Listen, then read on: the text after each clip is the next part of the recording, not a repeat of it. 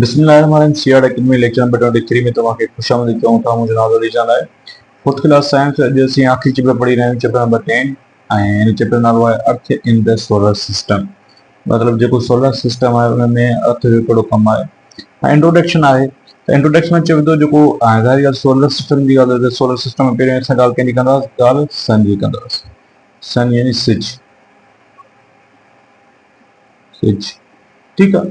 हाँ जो सिज आहे इनखे असीं येलो डवार्फ स्टार चवंदा आहियूं। येलो डवार्फ स्टार चवंदा आहियूं, यानी जेको सिज आहे उहो हिकिड़ो स्टार हिकु क़िस्म जो स्टार आहे, पर इहो हिकिड़ो डवार्फ स्टार आहे, यानी डवार्फ कैटेगरी में ईंदो। जहिड़े तरीक़े सां प्लैनेट्स में प्लूटो हिकिड़ो हूंदो हुयो उहो डवार्फ कैटेगरी में ईंदो, अहिड़े तरीक़े सां स्टार जी कैटेगरी में जेको असांजे सोलर सिस्टम में सन आहे उहो डवार्फ कैटेगरी में ईंदो, जेको येलो स्टार आहे। ऐं यानी इनखे असां मीडियम साइज पढ़ी सघूं था, यानी लार्ज साइज हूंदी आहे न, तमामु हाई जेके साइज में तमामु वधीक हूंदा आहिनि, ॿिया स्टार मौजूदु आहिनि, पर हे मीडियम साइज जो हिकिड़ो स्टार हूंदो आहे, ठीकु आहे, जेको स्फेरिकल शेप में नज़र ईंदो आहे, जेको स्फेरिकल शेप में असांखे नज़र ईंदो आहे, ठीकु आहे। ऐं हे जेको आहे ॿिनि वॾनि गैसनि जो ठहियलु हूंदो आहे। हुन में जेके मेन गैस हूंदी आहे ऑलमोस्ट जेका 92% अप्रोक्स हूंदी आहे, अप्रोक्स 92% जेका गैस में मौजूदु हूंदी आहे उहा हूंदी आहे हाइड्रोजन। उहा कहिड़ी हूंदी आहे? हाइड्रोजन। ऐं बाक़ी जेका परसेंटेज उहा मौजूदु न कंहिंजी हीलियम हूंदी आहे। त जेको असांजो सोलर सिस्टम सन आहे उहो ॿिनि गैसिस जो ठहियलु हूंदो आहे, जंहिंमें हाइड्रोजन ऐं हीलियम आहे। हीलियम 92%, हाइड्रोजन 92%, जंहिंजो हीलियम छा आहे ऑलमोस्ट 8% आहे, ठीकु आहे। ऐं सन जेको आहे जेको असांजो बिगेस्ट सोर्स आहे हीट जो ऐं लाइट जो। हीट ऐं लाइट जो जेको तमामु वॾो सोर्स कहिड़ो आहे असांजी धरतीअ ते, उहो कहिड़ो आहे? सिज आहे। ऐं सिज जी चौधारी, सिज जो तमामु वॾो सोर्स आहे। सिज जी चौधारी जेके डिफरेंट प्लैनेट्स रिवॉल्व कंदा आहिनि सोलर सिस्टम में। अचो त असीं सोलर सिस्टम जे बारे में पढ़ूं त पोइ असांजो जेके नेक्स्ट टॉपिक असांजो कहिड़ो थींदो? Position of sun and planets. Position of sun and planets, मतिलबु सन जी ऐं जेके हुन जा सोलर सिस्टम जा जेके प्लैनेट्स आहिनि उनजी पोज़ीशन छा हूंदी आहे। हाणे यादि रखण जी ॻाल्हि इहा आहे त असांजो जेको सोलर सिस्टम आहे, ठीकु आहे, असांजो जेको सोलर सिस्टम आहे उहो होम आहे। उहो छा आहे? होम आहे सभिनी प्लैनेट्स जो, जेके हुनमें प्लैनेट्स मौजूदु आहिनि। मतिलबु जेके बि प्लैनेट्स, टोटल 8 प्लैनेट्स आहिनि असांजे सोलर सिस्टम में, उहो सभिनी जे लाइ छा आहे? सिज होम आहे। ऐं जेके बि प्लैनेट्स हूंदा उहे छा कंदा? रिवॉल्व कंदा सिज जे चौधारी। छा कंदा?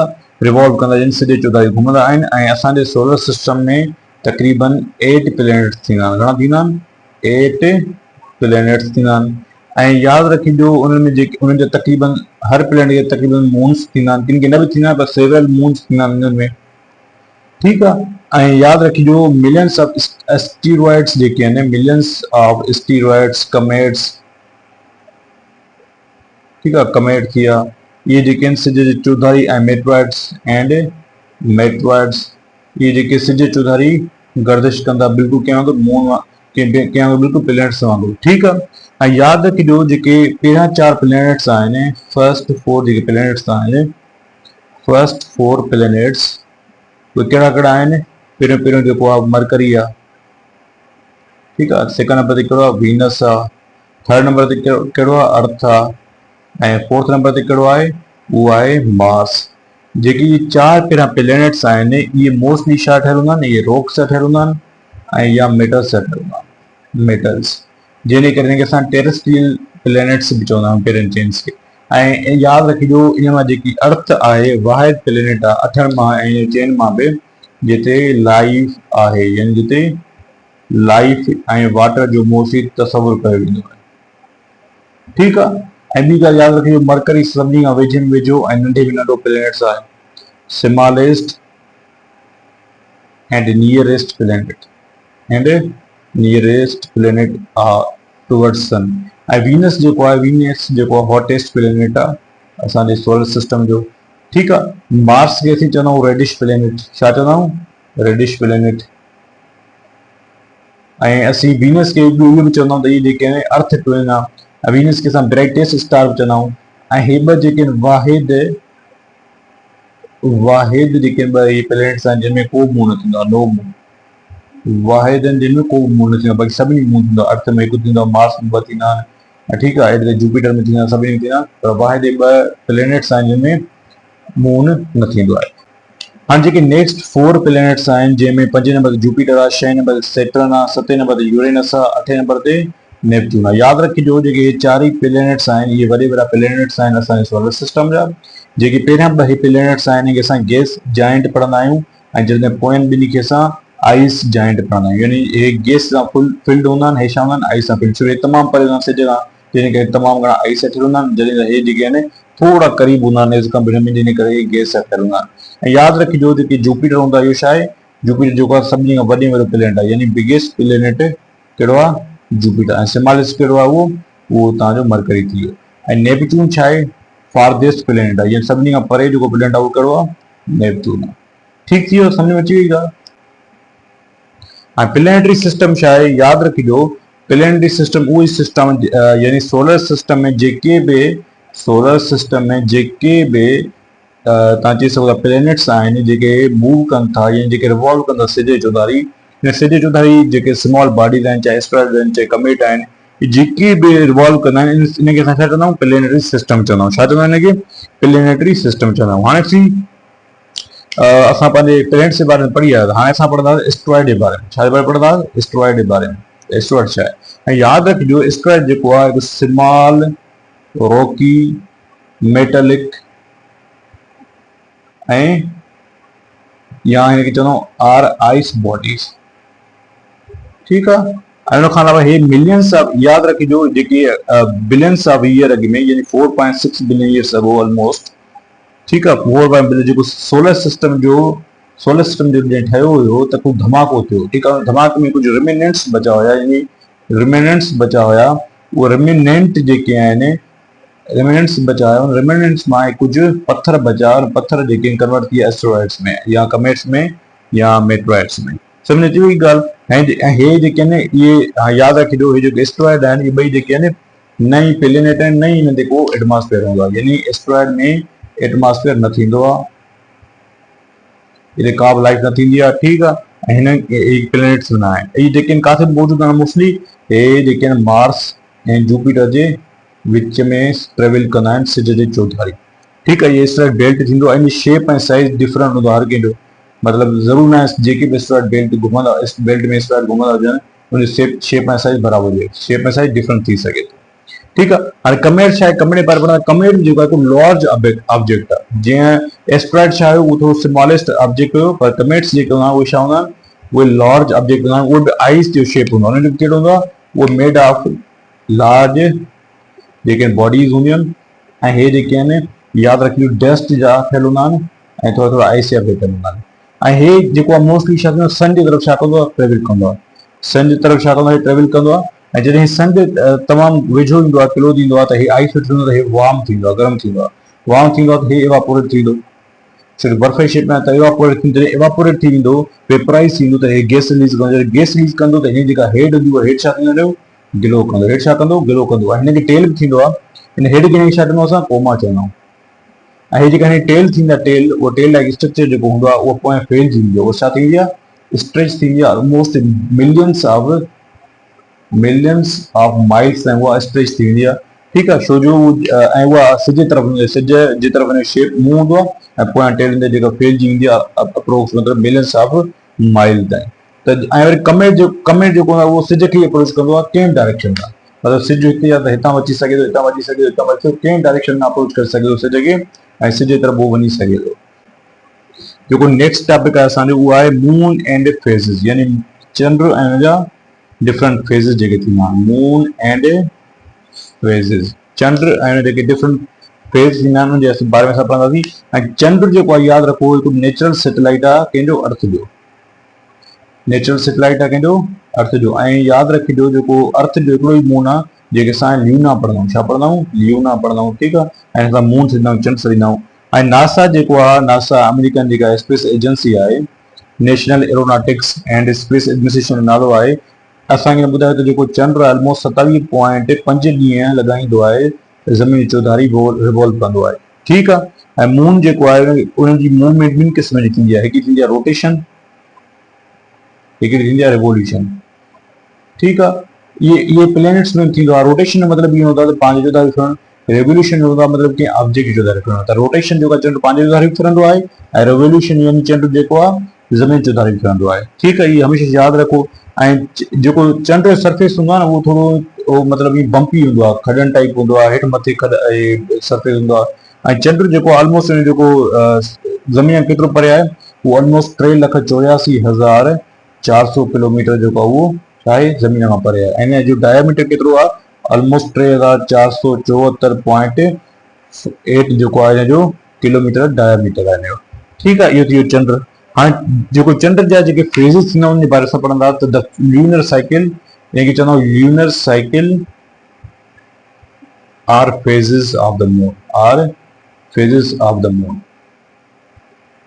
फेज़िस ऑफ द मून यानी ल्यूनर साइकिल छा आहे, या चंड जा जेके फेज़िस थींदा आहिनि डिफरेंट, नओं चंड थींदो आहे, वरी अधु चंड थींदो आहे, वरी फुल चंड थींदो आहे, उहो फेज़ कीअं ठहंदा आहिनि हिन बारे में असां पढ़ंदासीं। हाणे तव्हां आसमान जे ॾिसंदा हूंदव राति जो, नाइट टाइम जॾहिं आसमान में ॾिसंदा हूंदव त तव्हांखे सिल्वर शाइनिंग नज़र ईंदी चंड में। चंड में कहिड़ी तव्हांखे नज़र ईंदो सिल्वर शाइनिंग। हाणे चंड खे पंहिंजी रोशनी न थींदी आहे, चंड जेको आहे चंड खे हमेशह पंहिंजी रोशनी न थींदी आहे, चंड खे कहिड़ी रोशनी ईंदो आहे, सन रोशनी ईंदो आहे, सन। पोइ जंहिंजे करे उहो मून छा थींदो आहे, रिफ्लेक्ट कंदो आहे लाइट खे, जंहिंजे करे असांखे हुन में रोशनी नज़र ईंदी आहे। ठीकु आहे, त सन खे जेके चंड हूंदो आहे, चंड खे पंहिंजी रोशनी न हूंदी आहे, उहो सन जी लाइट रिफ्लेक्ट करे पंहिंजे पाण खे सरफेस खे जेको आहे एतिरो रिस्पॉन्सिबल कंदो आहे त उहो पंहिंजी लाइट जेको आहे रिफ्लेक्ट करे ऐं असांखे हुन रोशनी नज़र अचे। त जंहिंजे करे चंड जे जेके फेज़िस असांखे नज़र ईंदा आहिनि, कॾहिं फुल नज़र ईंदो आहे, कॾहिं असांखे नंढिड़ो नज़र ईंदो आहे, जंहिंजे करे हिनखे असां छा चवंदा आहियूं, ल्यूनर साइकिल चवंदा आहियूं। ठीकु आहे, यानी पंहिंजे पाण खे ईअं करणो जीअं असांखे ख़बर चंड जेको आहे पंहिंजे पाण कॾहिं वॾो कंदो आहे, कॾहिं नंढो कंदो आहे। इन फेज़िस खे असां छा कंदा आहियूं, इन फेज़िस खे पढ़ंदा आहियूं छा, ल्यूनर साइकिल पढ़ंदा आहियूं। हाणे न्यू मून कॾहिं कॾहिं ठहंदो यादि रखिजो। हाणे असां फेज़ जे बारे में पढ़ंदासीं त न्यू मून तॾहिं ठहंदो आहे जॾहिं तव्हां मां पढ़िया आहियूं त 27.5 ऑलमोस्ट ॾींहं थींदा आहिनि, कॾहिं 28 ॾींहं बि थींदा आहिनि, कॾहिं 29 डेज़ थींदा चंड खे, माना हिकिड़ो महीनो पूरो करण में। हाणे साइकिल जेका हूंदी आहे, साइकिल खे असां ल्यूनर साइकिल चवंदा आहियूं। छा चवंदा आहियूं, ल्यूनर साइकिल। जो पंहिंजी वारी रोटेशन कंदो आहे, तोखे उनखे 28 या 29 ॾींहं लॻंदा, त उनखे असां ल्यूनर साइकिल चवंदा आहियूं। पोइ उन चक्कर में उनखे जेका स्ट्रक्चर ठहंदो आहे मून जो। हाणे मिसाल न्यू मून आहे, न्यू मून जॾहिं फेज़ में ईंदो आहे त न्यू मून में छा थींदो आहे त जेको न्यू मून हूंदो आहे उनमें जेको आहे चंड थींदो आहे उहो सिज ऐं ज़मीन जे विच में अची वेंदो आहे, यानी अर्थ ऐं सिज जे विच में अची वेंदो आहे, अर्थ ऐं सिज जे विच में अची वेंदो आहे, जंहिंजे करे असांखे उहो जेको चंड आहे उहो नज़र न ईंदो आहे। ठीकु आहे, त इहो न्यू मून थी वियो। वरी हुन खां बाद में कुझु ॾींहंनि खां बाद में आफ्टर फ्यू डेज़ कुझु ॾींहंनि खां बाद में चंड जो जेको शेप कर्व थींदो, कर्व यानी हीन टाइप थींदो। कुझु ॾींहं खां चंड शेप थींदो, कर्व थींदो। इहो कर्व खे असां छा चवंदा आहियूं, क्रीसेंट पढ़ंदा आहियूं। चंड खे छा पढ़ंदा आहियूं, क्रीसेंट मून पढ़ंदा आहियूं। असांखे क्रीसेंट मून नज़र ईंदो आहे। ठीकु आहे, उन खां बाद में कुझु हफ़्तनि खां बाद में, हिकु ॿिनि हफ़्तनि खां बाद में असांखे कंप्लीटली न्यू मून नज़र ईंदो आहे। पर उहो छा हूंदो आहे, उहो मून जेको आहे हाफ सर्किल में नज़र ईंदो आहे, मतिलबु ईअं जेको चंड हूंदो आहे फुल, मतिलबु हेतिरो नज़र ईंदो आहे असांखे। ठीकु आहे, माना हे तक़रीबन हे असांखे चंड जेको आहे नज़र ईंदो आहे, जेके तव्हां चओ पढ़ी सघो था फर्स्ट क्वार्टर। हिनखे छा पढ़ंदो तव्हां, first quarter of the moon. हिकु हफ़्ते खां पोइ जेको चंड नज़र ईंदो आहे, हिकु हफ़्ते खां पोइ first quarter of the moon. वरी कुझु हिकु ॾेढ हफ़्ते खां बाद में या 2 हफ़्तनि खां बाद में, माना टोटल 2 हफ़्तनि खां बाद में असांखे जेको आहे फुल मून नज़र ईंदो आहे। छा नज़र ईंदो आहे, ईअं फुल नज़र ईंदो आहे, जेको कंप्लीट ई छा हूंदो आहे, ठहिकियलु हूंदो आहे। जो कंप्लीट असांखे फुल मून नज़र ईंदो आहे, हिनखे असां छा चवंदा आहियूं, जेके फुल मून पढ़ंदा आहियूं या सेकंड क्वार्टर पढ़ंदा आहियूं। फुल मून पढ़ंदा आहियूं या सेकंड क्वार्टर पढ़ंदा आहियूं हिनखे असां। ठीकु आहे, 14 डेट जेका आहे सिंधी साल जे हर महीने 14 तारीख़ असांखे फुल मून नज़र ईंदो आहे। ठीकु आहे, ऐं हुन खां बाद में वरी जॾहिं बि 14 तारीख़ खां 15, 16, 17 ईंदी आहे, पोइ मून जेको आहे शायदि सिमालर थियणु शुरू थींदो या वेनिंग थियणु शुरू थींदो। सिमालर या वेनिंग थियणु शुरू थींदो, ऐं आहिस्ते आहिस्ते वरी उहो पोइ थर्ड क्वार्टर में ईंदो, नंढो थींदो अञा। ठीकु आहे, बाद में वरी उहो श्रिंक थी करे अञा घटि थींदो, वरी बाद वरी जीअं शुरूआति थींदी न्यू मून, वरी क्रिसेंट ईंदो, वरी first quarter, second quarter, full moon ईंदो। ठीकु आहे, त इहे जेके मून जा जेके डिफरेंट फेज़िस आहे जेके असां हाणे पढ़ियासीं। हाणे इन खां पोइ असांजो जेको टॉपिक आहे उहो आहे रोटेशन ऑफ अर्थ, यानी अर्थ रोटेट करणु। यादि रखिजो, मां तव्हांखे ॿुधायो त जेके प्लेनेट्स हूंदा आहिनि उहो 2 तरीक़नि सां मूव कंदा आहिनि। हिकु त उहे रोटेट कंदा आहिनि, ॿियो उहो रिवॉल्व कंदा आहिनि। ठीकु आहे, रोटेशन जो मतलब हूंदो आहे पंहिंजे महवर ते यानी पंहिंजी एक्सिस ते चौधारी फिरणु ऐं रिवॉल्व जो मतलब हूंदो आहे कंहिं ऑब्जेक्ट ते चौधारी फिरणु। त हाणे जॾहिं अर्थ आहे त अर्थ कहिड़ी चौधारी फिरंदी आहे सोलर सिस्टम में सन जी चौधारी फिरंदी आहे। सन जी चौधारी फिरण खां बाद में असांखे वेदर्स यानी मौसम जे बारे में ख़बर पवंदी आहे, सीज़न जे बारे में ख़बर पवंदी आहे असांखे, सीज़न जे बारे में ख़बर पवंदी आहे असांखे। ठीकु आहे, यानी जेको साल थींदो आहे, ईयर थींदो आहे, 365 ॾींहं थींदा आहिनि, उहो ड्यू टू रिवोल्यूशन जे करे थींदो आहे। ऐं रोटेशन छा आहे? रोटेशन में असां जेका ज़मीन उहो पंहिंजी चौधारी फिरंदी आहे, वेस्ट टू ईस्ट तरफ़ फिरंदी आहे, वेस्ट टू ईस्ट फिरंदी आहे, जंहिंजे करे 24 कलाक थींदा आहिनि, यानी डे एंड नाइट थींदो आहे। त इहो सवाल ईंदो आहे करे रोटेशन जे करे छा थींदो आहे, डे एंड नाइट थींदो आहे, रिवोल्यूशन जे करे छा थींदो आहे, ईयर थींदो आहे, सीज़न थींदो आहे। ऐं यादि रखिजो हीअ जेको अर्थ वेस्ट खां ईस्ट फिरंदी आहे, इन जे करे असांखे जेको सिज आहे, सन आहे, उहो ईस्ट जे तरफ़ उभरंदे नज़र ईंदो आहे ऐं वेस्ट यानी ओलह में लहंदे नज़र ईंदो आहे। ठीकु आहे, इहा ॻाल्हि यादि रखण जी हुई जेका तव्हांखे मां ॿुधाई। हाणे उन खां पोइ जेको असांजो टॉपिक हुयो उहो टॉपिक हुयो, ऐं ॿियो हिन खां हिकिड़ी इंट्रस्टिंग मां फैक्ट तव्हां ॿुधाए छॾियां, शेडो। शेडो जे बारे में तव्हांखे ॿुधाए चुको आहियां। शेडो जेको हूंदो आहे उहो हिकिड़ो ओपेक ऑब्जेक्ट जंहिंमें कंहिं बि रोशनी या कंहिं लाइट खे ब्लॉक कंदो त हिकिड़ो ओपेक ऑब्जेक्ट हूंदो। पर सिज जी रोशनी जेका हूंदी आहे मोस्टली जॾहिं मॉर्निंग टाइम हूंदी आहे ऐं सिज जॾहिं पाशो ठहणु शुरू कंदो आहे कंहिं ऑब्जेक्ट जो, त उहो हिकिड़ो बिगर पाशो ठहंदो आहे। छा ठहंदो आहे? बिगर शेडो ठहंदो आहे। जॾहिं नून जो टाइम ईंदो आहे, मंझंदि जो टाइम, त उहो आहिस्ते आहिस्ते सिमार थियणु शुरू कंदो आहे। फिर सिज जेको सिज जी रोशनी आहे उहो मथां ईअं लॻंदी आहे, हेठि खां मथां लॻंदी आहे, जंहिंजे करे असांखे एक्ज़ैक्टली उहो सिमार लॻंदो आहे। पर जॾहिं मॉर्निंग जो टाइम हूंदो आहे शेडो असांखे छा थींदो आहे? बिगर नज़र ईंदो आहे। असांजो जेको नेक्स्ट टॉपिक आहे, जेको हिन चैप्टर जो आख़िरी टॉपिक आहे, उहा ल्यूनर इक्लिप्स ऐं सोलर इक्लिप्स। ल्यूनर इक्लिप्स चइबो आहे चंड ग्रहण खे, ऐं हीअ तॾहिं थींदी आहे जॾहिं हाणे ॾिसो मून जेको आहे तव्हांखे ख़बर आहे त उहो रिवॉल्व कंदो आहे कंहिंजे चौधारी? अर्थ जी चौधारी। हाणे जॾहिं अर्थ जी चौधारी रिवॉल्व कंदो आहे, पर कॾहिं कॾहिं छा थींदो आहे, जॾहिं ज़मीन जेका आहे, ज़मीन यानी अर्थ जेका आहे, उहा सिज चंद्र ऐं सिज जे विच में अचे। पोइ छा थींदो, जॾहिं सिज जे चंड विच में अची वेंदी अर्थ, पोइ जे सिज जा किरण जेका हूंदा उहो ज़मीन ते ईंदा, हिन खां ब्लॉक थी वेंदा, मून खां ब्लॉक थींदा, मून ते रोशनी न पहुचंदी, इनखे असां छा चवंदा आहियूं? ल्यूनर इक्लिप्स चवंदा आहियूं। ऐं यादि रखिजो इहा साल में ऑलमोस्ट 2 दफ़ा थींदी आहे, ट्वाइस थींदी आहे। ठीकु आहे, वरी थींदी आहे सोलर इक्लिप्स। वरी छा थींदो आहे? सोलर इक्लिप्स, सिज ग्रहण। ऐं सिज ग्रहण तॾहिं थींदी आहे जॾहिं सेम जॾहिं ज़मीन चौधारी फिरंदी, चंड चौधारी ते फिरंदो आहे अर्थ जे, पर जॾहिं चंड जेको आहे उहो ज़मीन ऐं सिज जे चौधारी अची वञे, विच में अची वञे, पोइ उहो रोशनी छा कंदो? कंप्लीटली ब्लॉक कंदो। इन जे करे कॾहिं कॾहिं असांखे छा थींदो आहे? डे टाइम में जेको आहे कंप्लीटली ऊंधे थी वेंदी आहे। इहो छा जे करे थींदो आहे? सोलर इक्लिप्स, यानी चंड विच में अची वेंदो आहे सिज जे, जंहिंजे करे कंप्लीटली ब्लॉक अची वेंदो आहे, लाइट जेका सिज ते न पहुचंदी आहे, जंहिंजे करे उहो छा थींदो आहे? असां सोलर इक्लिप्स थींदो आहे, यानी सिज ग्रहण थींदी आहे। ऐं यादि रखिजो जॾहिं सिज ग्रहण थिए त कोशिशि करे इंसान जेको बि जो मथे सिज खे न थिए, जंहिंसां इहो तमामु डेंजरस थी सघे थो असांजे अखियुनि लाइ, ऐं असांखे बीमारी जो सबबु बणी सघे थो। सम्झो था ॻाल्हि? तो असांजी अखियुनि खे बि डैमेज करे सघे थो इहो सिज ग्रहण। सो उमेद आहे तव्हांखे हे जेको चैप्टर आहे सम्झ में आयो हूंदो। त हाणे असीं मूव ऑन था कयूं एमसीक्यूज़ ते। हाणे हिन चैप्टर असां एमसीक्यू पढ़ंदासीं। पहिरियों एमसीक्यू ॾिसो तव्हां। नंबर 1 चवे त small rocky metallic ice body, जेके small rocky metallic ice body उहे कहिड़ी हूंदियूं आहिनि? एस्ट्रॉइड हूंदियूं आहिनि। कमेट जेके हूंदा आहिनि उहे लार्ज या बिगेस्ट आइस बॉडीज़ हूंदियूं आहिनि, जेके वार्म थींदियूं आहिनि, एवापोरेट थींदियूं आहिनि, सिज चौधारी मूव कंदियूं आहिनि। सेकंड नंबर छा आहे? When the moon is exactly between the earth and the sun, it becomes invisible at night. It is called new moon. New moon तॾहिं ठहंदो आहे जॾहिं उहो ज़मीन ऐं सिज जे विच में अची वेंदो आहे।